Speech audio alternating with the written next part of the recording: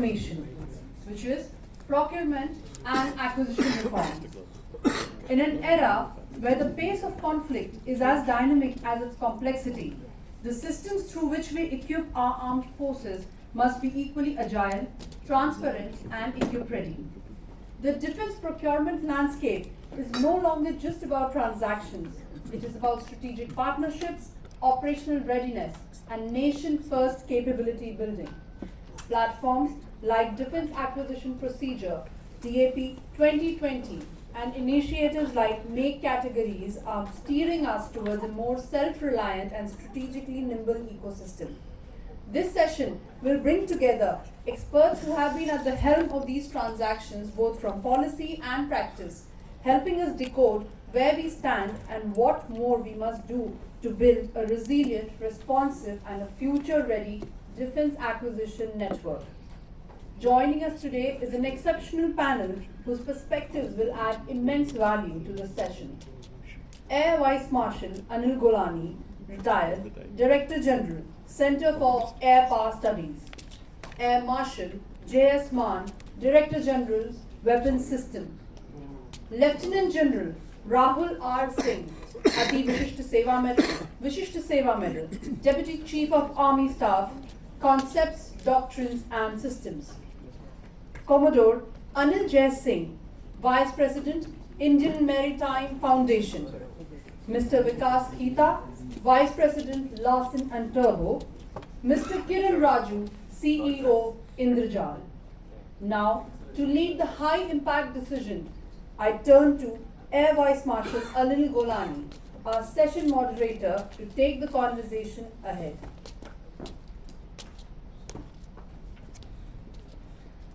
Good afternoon, ladies and gentlemen. I must thank Pentagon Press and Shivam and Raju and Arya for getting us over here. As we can see, I think it's towards the end of the day, and a lot has been said already. So we just get down straight to the opening remarks by the panelists. But before that, what I would like to say is that we as Indians have a major problem in accepting that there is a problem. If you saw the last panel, everybody was defending from the secretary to DG acquisition to say that there is nothing wrong in the system. And if there is nothing wrong in the system, why is the year of defense reforms here? And why is the defense secretary himself in January mentioned at a CAP seminar that there is a problem and we need to fix it? The problem is that we don't have our ears to the ground or feet on the ground, and we are a bit displaced from reality. So without further ado, I just keep my remarks limited to this. I'll start with Air Marshal Maan. If you can tell us where are the shortfalls in the capability, and how do we overcome these as you see it in the time? Good evening, ladies and gentlemen.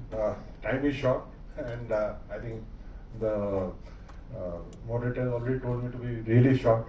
But some of the things which are important is we all look at our neighborhood or our competitors in terms of what is their capability, strengths, weakness, opportunities, threat. We keep doing this over a period of time, and then you derive what is the kind of platform, what is the kind of weapon, and what is the concept of operation we must employ. So based on that, you have a long-term capability plan towards which you work, whether it is for the platform, for the weapon systems, or for the systems for the Air Force which we need to procure. And in that, what we have seen in the recent wars, earlier we used to believe in short and swift wars, so that is not the flavor nowadays. We have seen the wars which are continuing. So there is a necessity that we have to be self-reliant. I mean, we cannot do without it. We have to have ecosystem which can keep producing, and even if the war has to go beyond 6 months, I think we should be prepared for it, and that there is a call for the day, and the Air Force fully support, and this is somewhere we have to go, and to my mind we are going the right direction in terms of Atmanirbharta. But can we improve it? Yes. How we can improve it is something which we thought in the Air Force. One is the decision-making part of it, whether it is in terms of intra-ministerial or inter-ministry coordination part of it. How do we make a decision? The event itself takes about 9 months to get approved. And this is, I'm not talking about the pre-event formalities. The event itself takes 9 months, and on an average, any contract takes about 4 to 4.5 years without the pre-event part of it. Which means, in today's age and stage and the technology, by the time we procure, and another 1.5 years I have not added to the when the item comes in. So about 6.5 years. That means the technology is already obsolete. So this is something we have to shorten the gap, and more so for the Air Force, which is a very technology sensitive service, and in fact it holds good for everybody nowadays. That is one part of it. The other part is once the case has been made, thereafter the delays, I think this came in the last session also, who takes the ownership and where is the accountability and responsibility. That is something, you know, which we have to think of, and probably that should be part of it. There could be various ways wherein we can reduce this gap, that I think is already being thought of. The second one is the procedures. The defense procurement procedures from 2006 to 2020 have gone from 250 pages to 680 pages. I hope they clarifies a lot of documents. The document is very heavy, but there are still various gray areas wherein accountability is not laid on anybody. That should be addressed. We had a lot of procurements in the last 2 to 3 years under emergency procurement or the fast track procurement, and I feel there is a case in point. Should we increase the DFPDS or the delegated financial powers to defense services? Why I am saying so is more so for the Air Force, you know, wherein every air-to-air missile costs a lot of money, say 15 crores. So if it is 250 to 300 crores, you can just buy about 15 to 20 missiles, apart from the integration part of it. So if there has been no corruption, which was being spoken of earlier, if the cases are gone clean, is there a case to increase the powers to the commanders? Normally it is, you know, civil military lies and we speak of, but how it started, probably the GPS came as a military aid, and finally today GPS is there in each and every vehicle. So similar way, can it be other way around? That means we pick up things from the civil and put it in the military, in terms of whether it is softwares, the AI which we keep talking of, cyber, and in fact to the extent, you know, banking encryption algorithms which can be used for the military. That is something we have to look at. What we find in the Air Force, procurement is a series process.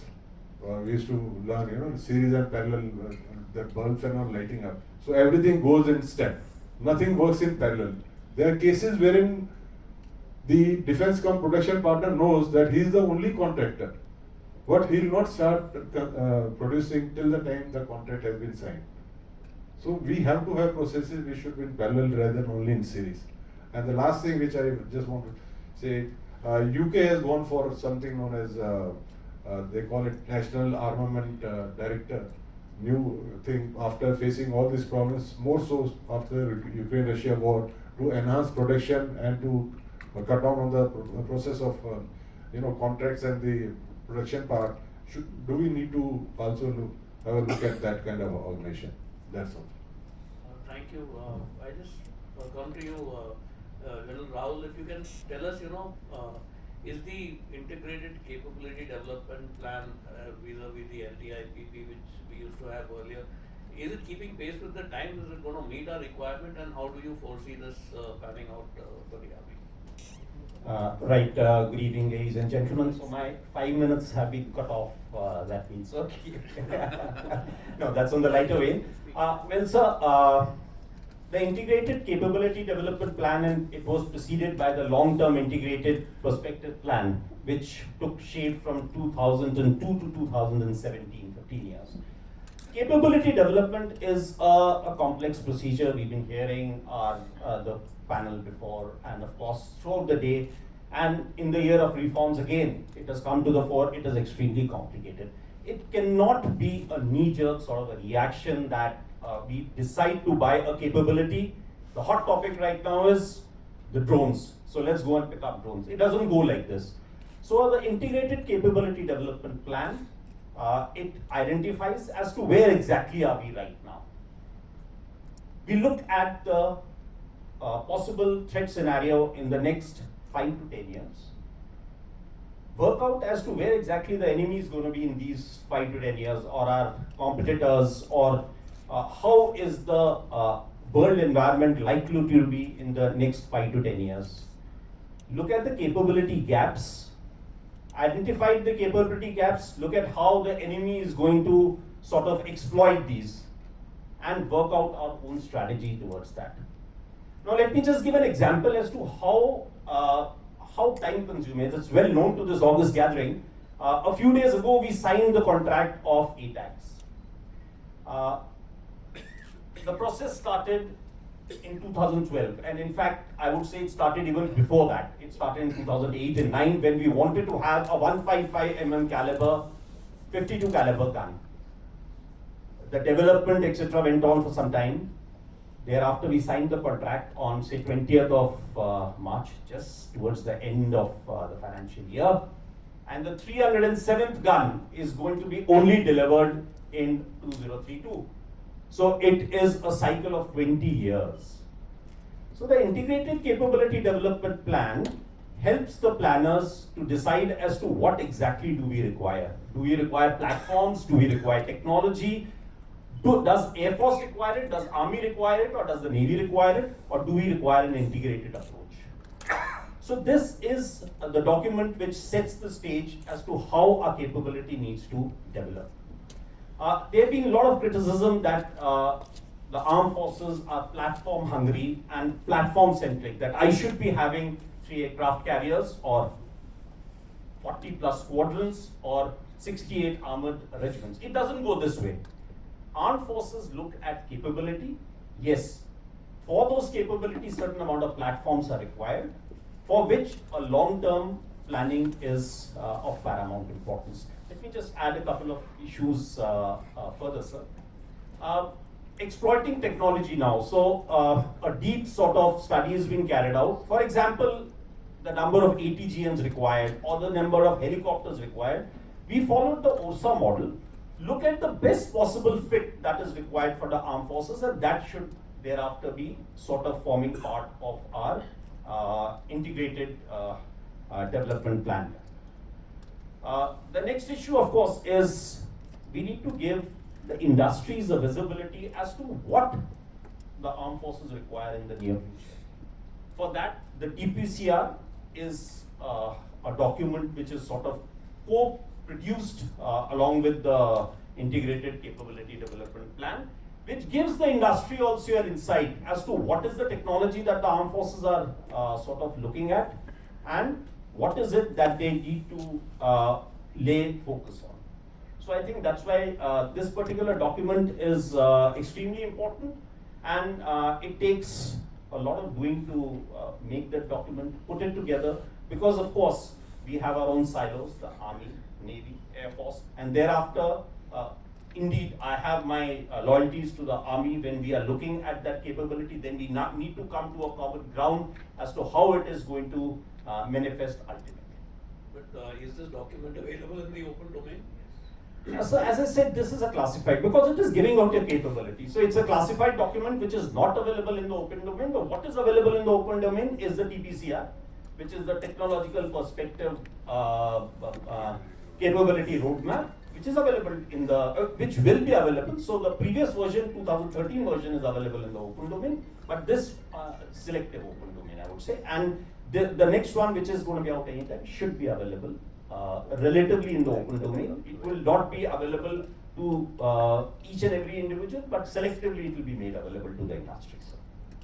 Thank you, General Rahul. I just if I could make just a couple of points before I hand over. So there are three sort of major stakeholders that we have as far as the capability development is concerned. That is the military, which is looking at the deterrence value, and it has to be battle ready at all times. So we are absolutely, we are very sort of finicky about any delays. So when the second, sort of arm of this particular thing is the MOD or the government, who in the who are responsible for procurement? So acquisition is one part, it's an overarching sort of a thing. Procurement is their responsibility. The third is of course the industrial complex. And I would say that in case any reforms are required, all three of us need to be sitting together, need to be working as one well-oiled machine, for which the DAP is the thread. And this DAP, I think, has done a reasonable amount of goodness into the system.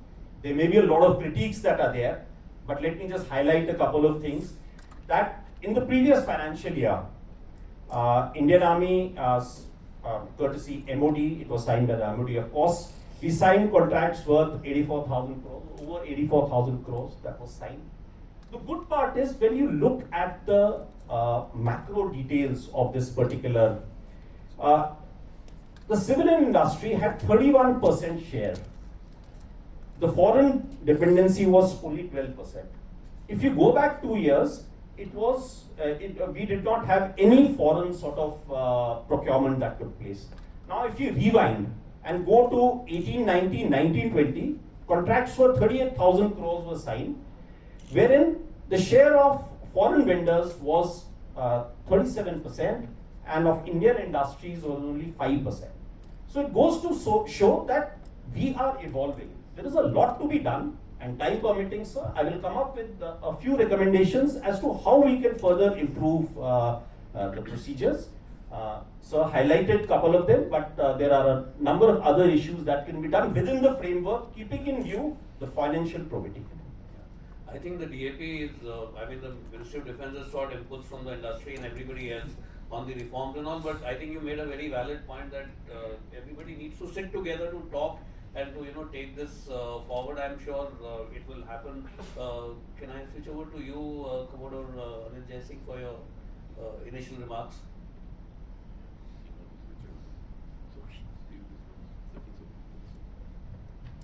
Good evening and thank you for this wonderful day today. I know time is very short. A lot of defense acquisition has been covered by the two previous speakers and in the previous panel, where just because they had the DG, the additional secretary here, so obviously it tended to defense procurement. It's been 23 years now since the first DPP was introduced in 2002, and that also marked the inclusion of private industry in defense procurement. So if 2002 was one transformational year when these two major things happened, 2025 promises to be another transformational year, with this being declared the year of reforms. Now, year of reforms is very impressive. I went through that list. But there is a nagging fear that we might rush through certain things that we might need to repent later.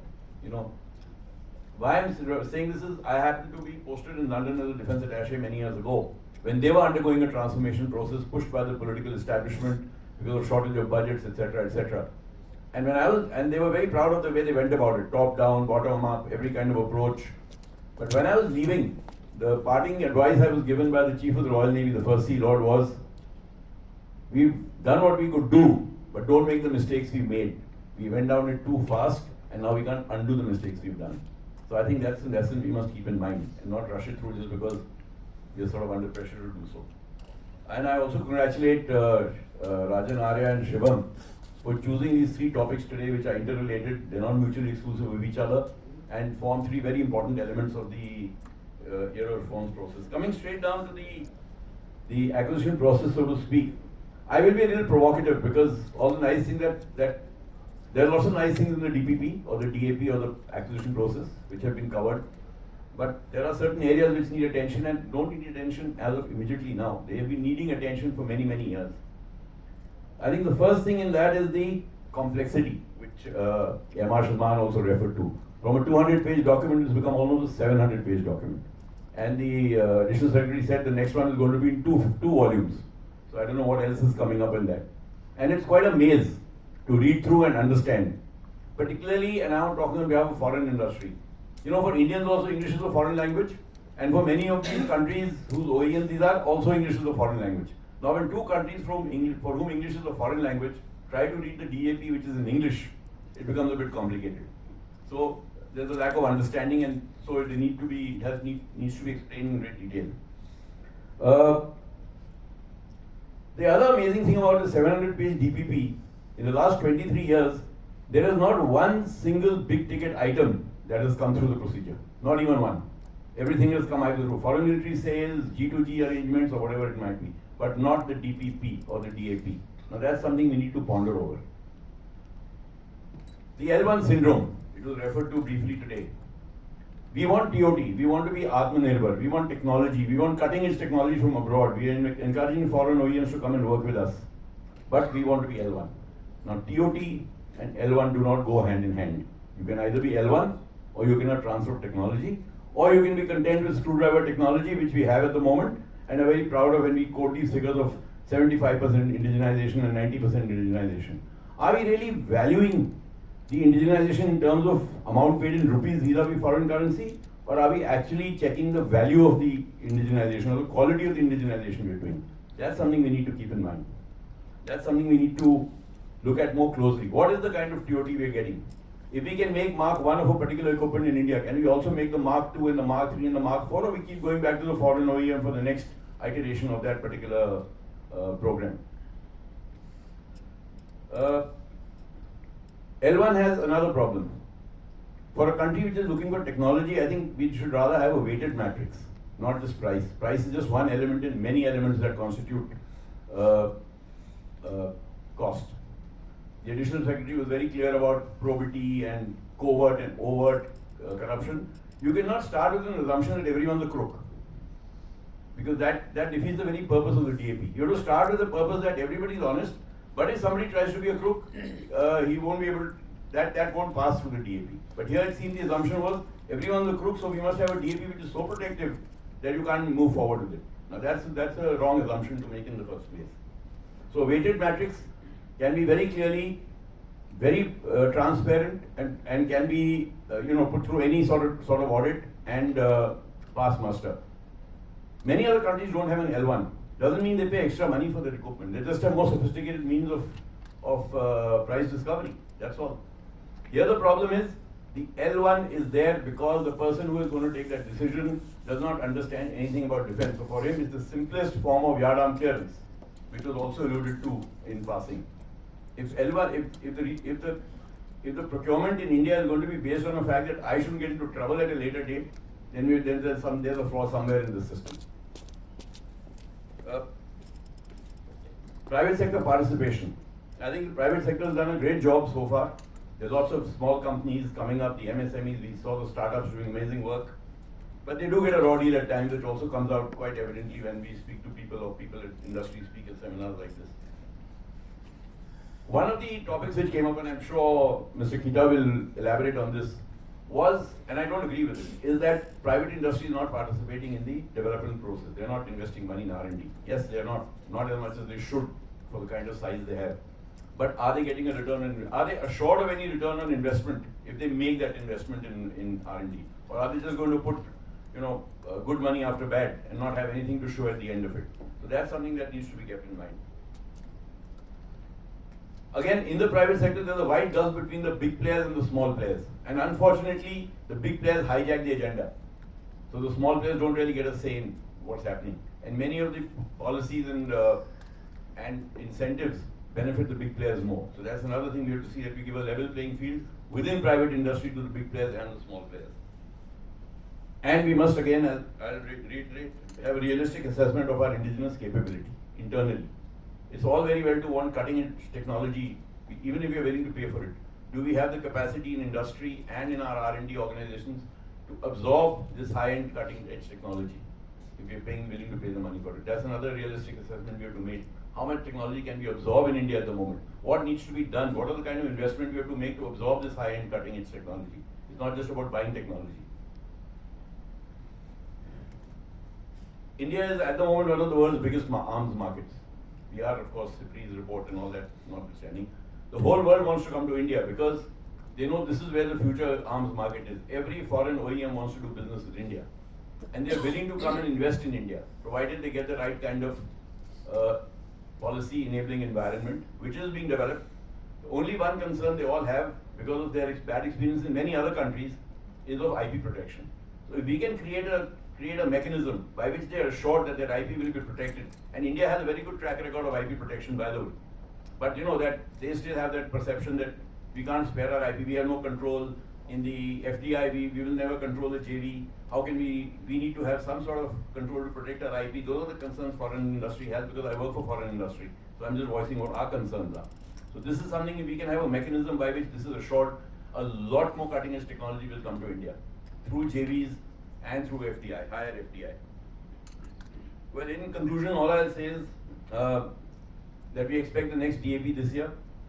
I hope a proper assessment is made and evaluated, the previous DAP is properly audited, and we see some changes for the better.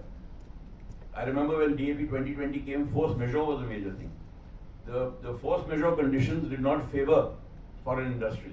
And so a lot of industry balked at wanting to go in for contracts with the government of India, saying that the liabilities on us are so heavy that we cannot afford to take that risk, or if we price that risk, we'll never be competitive. So it was a self-defeating process. Of course, India had its own reasons for putting that in, because they'd had bad experiences with companies reneging on contracts and then quoting force majeure, etc. But we have to find that balance. It can't be this or that. So I hope all stakeholders, foreign, Indian, big, small, private, public, everyone will be taken into confidence when the new DAP is being drafted, and their concerns will be genuinely heard, and not just that a few meetings will be held, they'll be heard, but they'll find nothing actually translating into something in the DAP. And finally, all I can say is, I think the people who make the DAP should have an open mind towards the DAP. It's quite evident that there's a fairly closed mind towards the DAP. We saw it in the previous session. If you're not willing to accept criticism, then I'm afraid we won't get very far with the DAP. And if we don't get far with the DAP, we won't have a very healthy or robust acquisition process. Thank you. That's all. Thank you, Koda. I think Mr. Khitha, you've had extensive experience in the private sector, and I think maybe you can throw some light on, under the DAP you had two proposals, that is buy global and then buy and manufacture in India. But if you look at, since the DAP came into being in 2020, there has been nothing which has fructified from buy global and manufacture in India. Everything that has happened through the G2G or SMS. So what can the new DAP look at, and from your perspective, what are the key issues that are of concern that need to be addressed?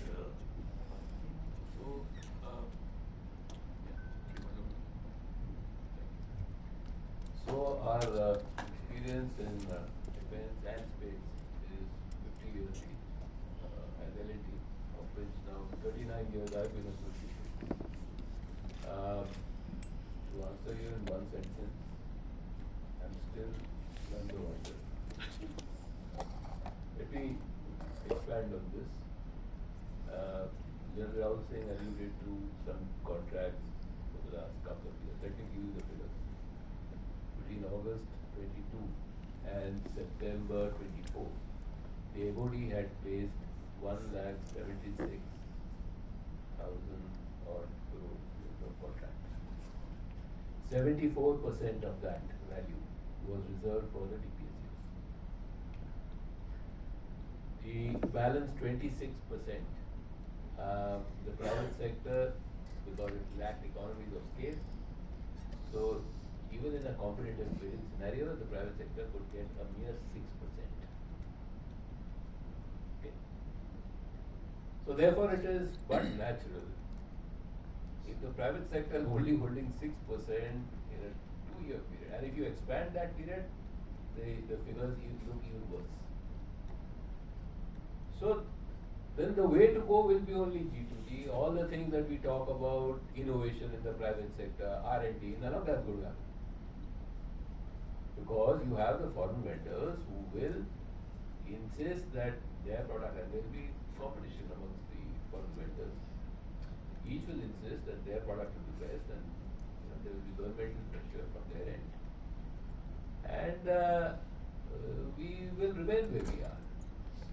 And I have heard this story annually, at least annually, I think over the last 20 years. Before that, we never used to discuss the subject. The other aspect, of course, is that we also started with a model, and we were all patting ourselves on the back both in the government and the private sector, I'm sure also in the armed forces, on a strategic partnership model. 4 areas were identified: aircraft, tanks, submarines.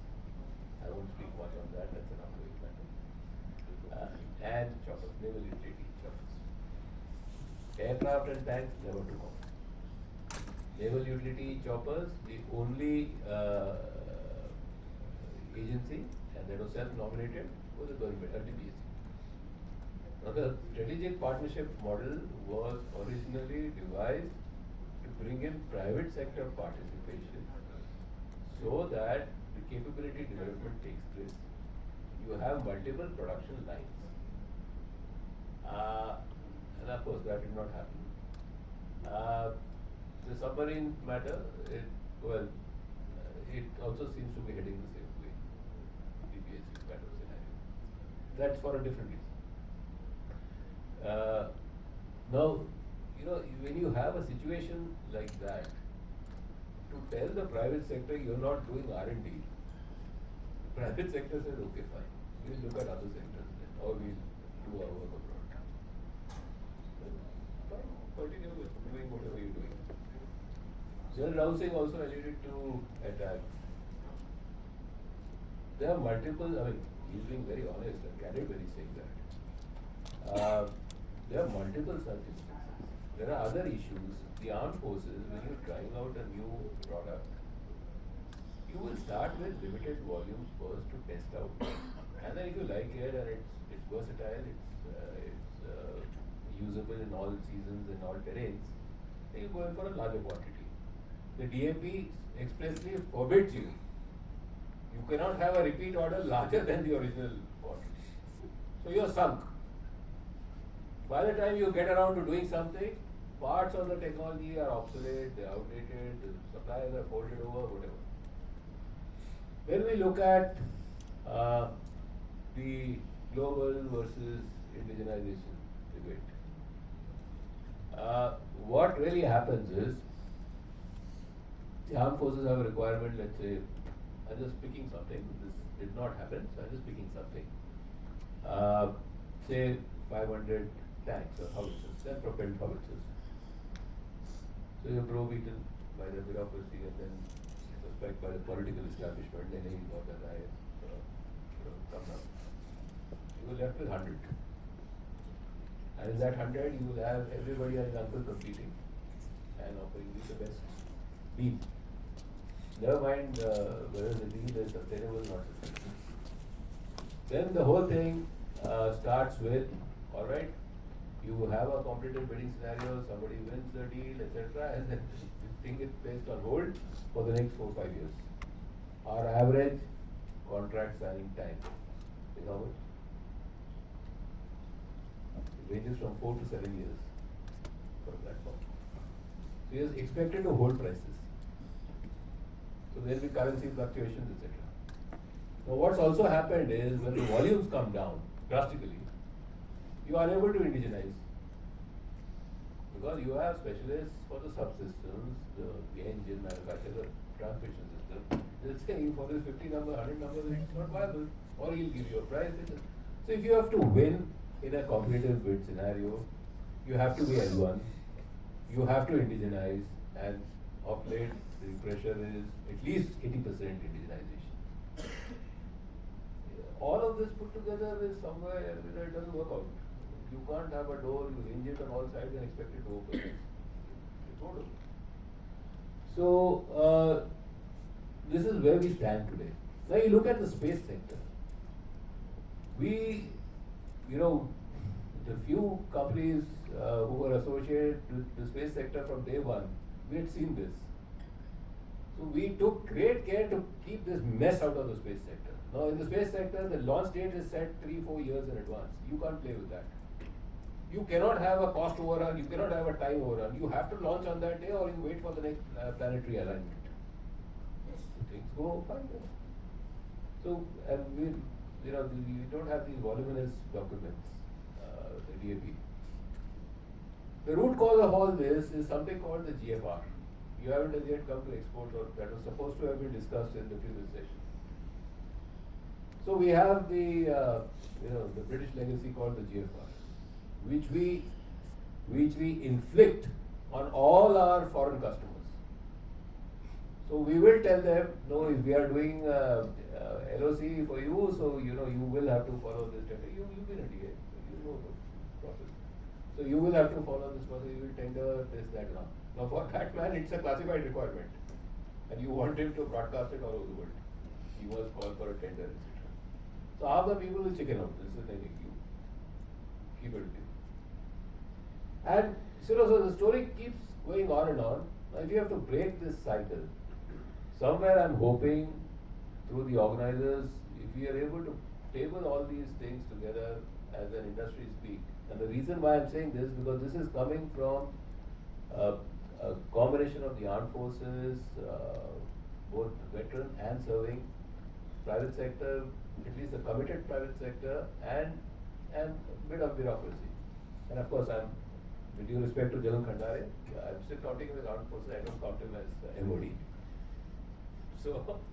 So this is, we will shortly have the countries which intend to sell us arms, the US in particular, France. They are also eyeing our DAP. So we have to put our points across to the government very clearly. Otherwise, we're back to square one. We are back to the days of FMS and P2P, and then we can forget about everything else that we've discussed today and every previous session. Thank you. I think we are well aware of the problems that plague us, but I think it would be, I don't know if I can tell Raju or somebody, if each one of us, can put down 5 points from each of the panelists, that this is what we need to do, A, B, C, D, E. And I think, those short 2-3 line recommendations is what is required, because I think from what you've told me for 39, 40 years, and like I said in my opening remarks, unless we accept that there is a problem, we will not look at improving or look at moving forward at all. So over to you, Kiran, for your perspective. Just a short interjection, sorry. We faced this problem in the power sector. I used to handle the power sector also at that point in time, because defense was not moving. So you see where India's power sector is today. We had this major reform, and for days I sat in the minister's office till he finally agreed. He said, no, this has to all change. And you see that.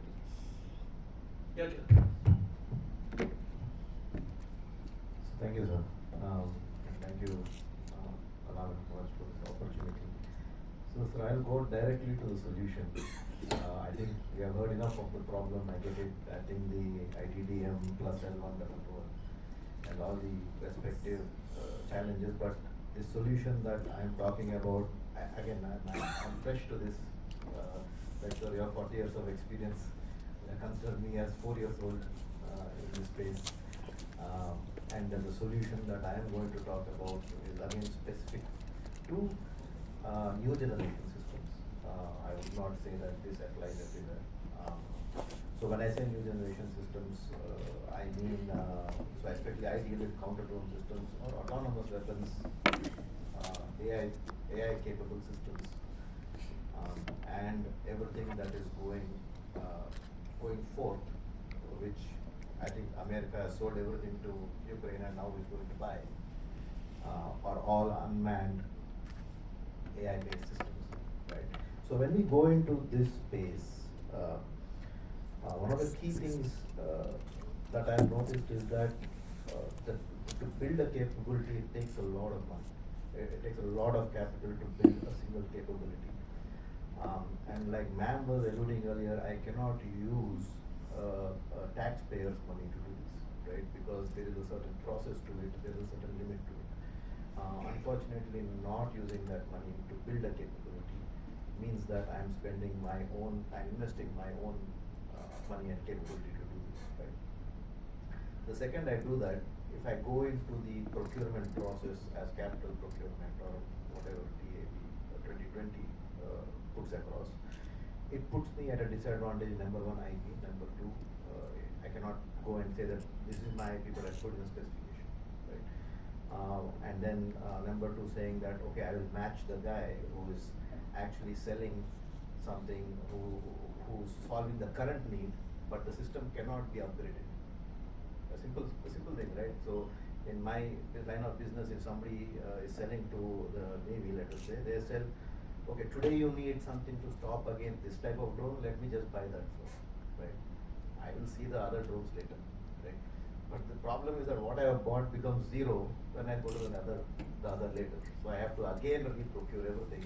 I would rather go into revenue purchases and not really focus on capital purchase again, right? So this is a recurring problem. So one of the things I saw that might work is capability as a service, right? I don't know how, I mean, I've seen leasing in the DAP 2020, there's leasing as a possibility. I think we have leased Predator drone because it's again, it's IP protected. Predator drone, for example, is IP protected by the US, so you cannot own it. And if it goes, if somebody hacks it and crashes it, it is still the responsibility of the US saying that, hello, you are supposed to take care of cyber security of this drone, not me, right? As an Indian defense force, I have leased this equipment for you. You are responsible for cyber security. It's not my problem. Just send me a new drone. So leasing is one step, but I would say capability as a service is the future of procuring autonomous systems. One of the companies that was extremely successful at doing this was Anil, and they seem to be leading the race in unmanned and autonomous weapons, as well as unmanned and autonomous defense systems, right? Because they are very clear saying that, no, I'm not going to show you my IP. If you want to take my system, please take it to the US DOD, not just us. If you want to take it, take it. If you don't want to take it, no problem, we'll sell it to someone else, right? So there seems to be that kind of a trend because the capability of software is heavily underestimated when it comes to current procurement methods, right? And the future, the birth of artificial intelligence will change that basic paradigm, saying software will become as important as hardware, right? So now it's no more like my hardware has to be in a certain spec to perform, not really, because if it's AI enabled, it'll probably beat a much better hardware hands down, right? Because it's intelligent.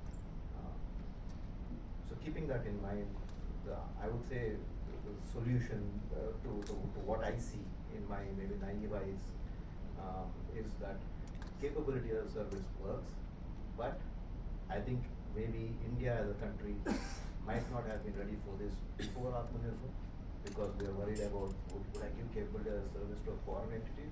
No way, right? But can we do it to an Indian entity? Because anyway we're depending on their manufacturing capability, right? Because I'm depending on the Atmanirbhar capability of them coming and manufacturing here. Can I depend on them even as a service, right? And today, like like the Predator drone is a great example, right? I'm ready to depend on American ingenuity and pay for it as a lease or a service model. So I think a similar model, at least for emerging technologies, will be a game changer for the country, because we will be able to utilize non-taxpayer funded capabilities in the defense forces without actually always paying an LOI. Thank you. Thank you. I think you made some very valid points. You know, when you look at emerging these technologies, artificial intelligence and autonomous systems, and it is capability to which it's difficult to put a price tag, you know, and this is something that we need to acknowledge, and unless we acknowledge that, we are not going to, get to buy this capability. Rahul, you wanted to add to what you had said earlier?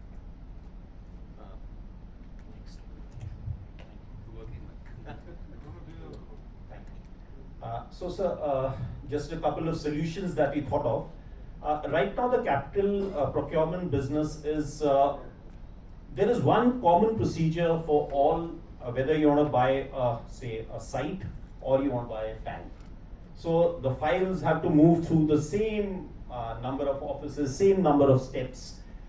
So, one recommendation, and incidentally, before that, so we've had a number of deliberations with the industry, with the academia, with the startups, MSMEs, to come up with some concrete sort of recommendations. I think L&T was also represented there. So we've tried to take all the recommendations and we are trying to compile them and thereafter put it forth for the MOD's consideration for the next, but it's a difficult task, I would agree, sir. So just coming back to the point, so we need to have a separate procedure, say an accelerated procedure, that is what we are calling it, for commercially off-the-shelf equipment. Now say, for example, drones. It's an evolving technology. The industry is hungry that we want orders. That's how our ecosystem is going to build up.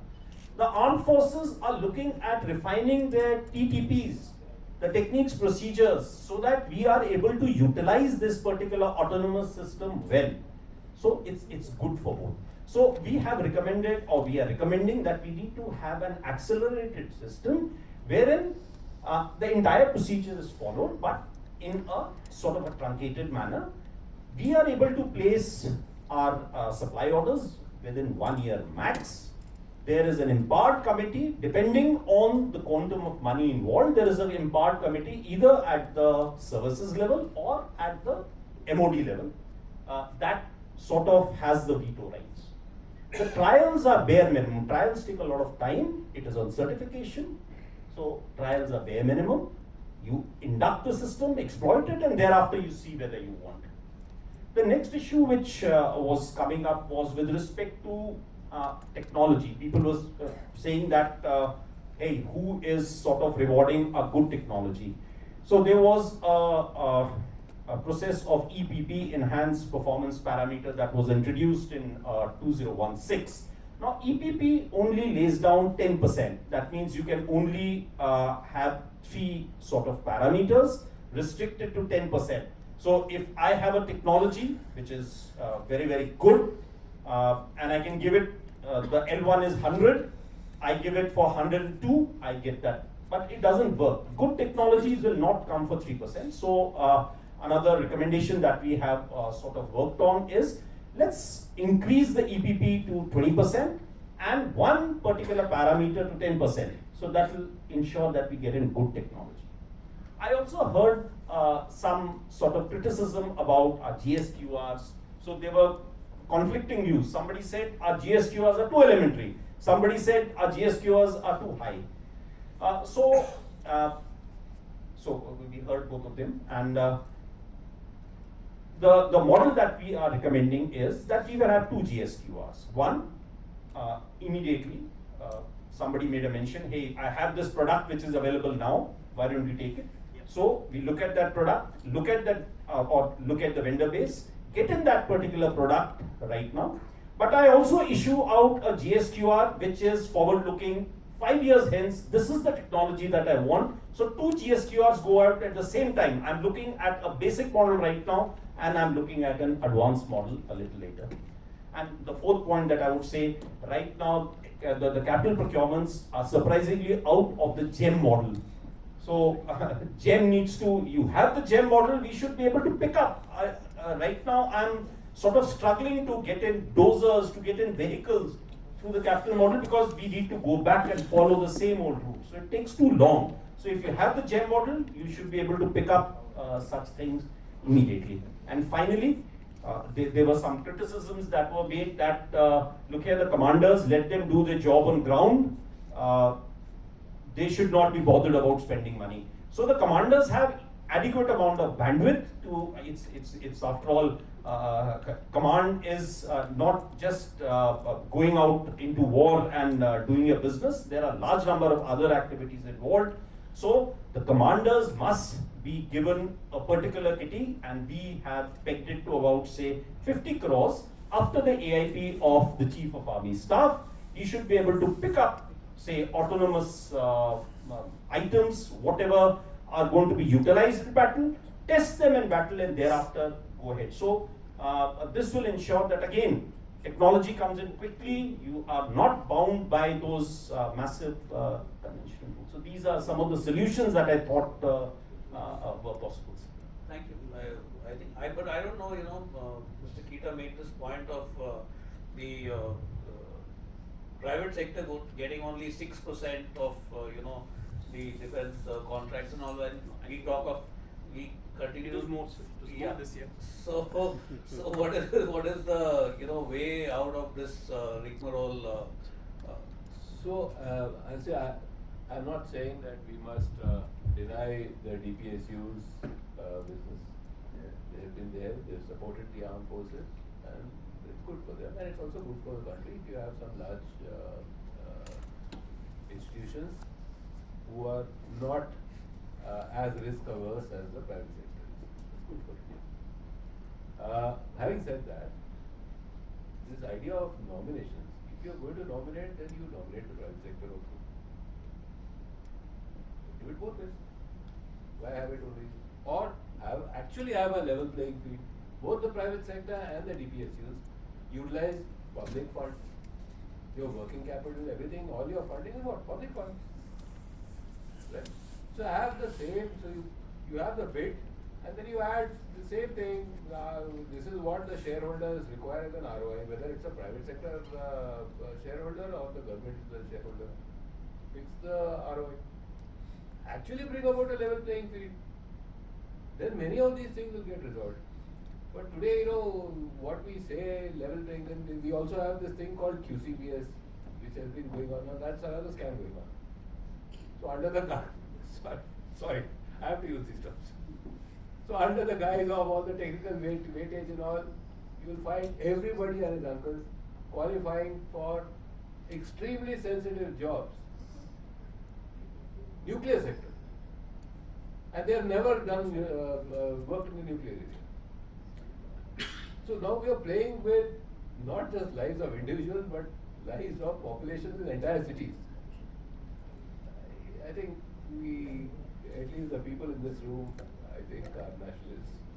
We need to put an end to all this. I think we'll throw the